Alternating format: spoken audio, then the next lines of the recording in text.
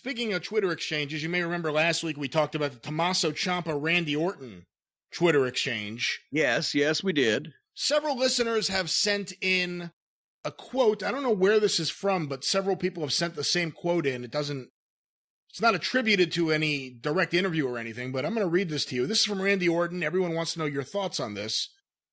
The NXT guys worry me because I see them doing such highly physical things during their matches.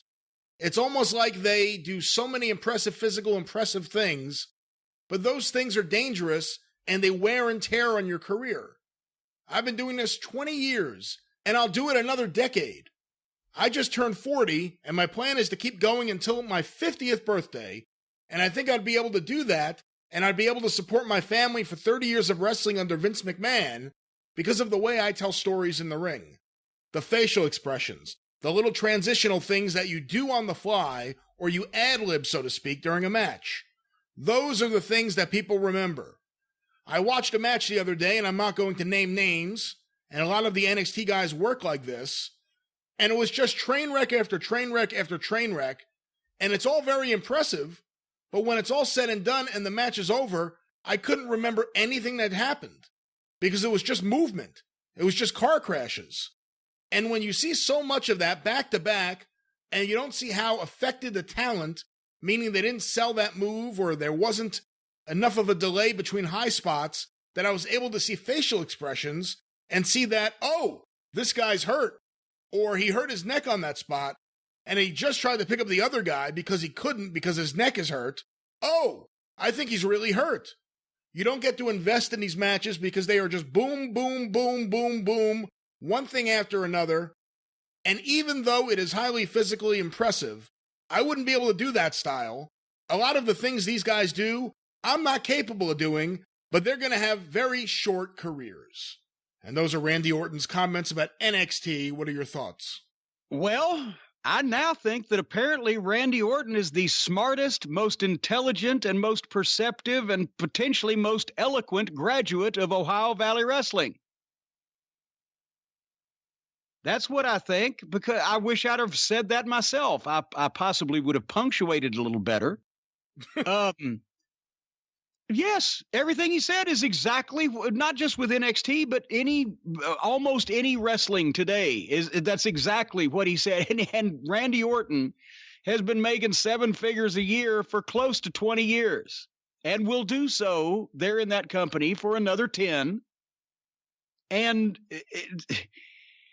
some of these guys are going to come and go by the time it takes him to fucking have a new T-shirt design made, because of that very issue. And also, nobody is going to register and get over with the fans as well as Randy Orton has, because of the things that he mentioned in that they're not doing while they're in the middle of doing all them train wrecks.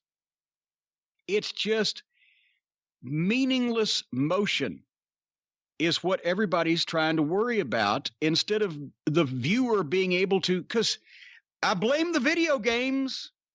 That's what the matches look like, because that's what all these guys do now, that it's illegal to try to go out and get some pussy because somebody will catch you. So all they do is play video games, and that's what their matches look like. And, that's unfortunately the problem.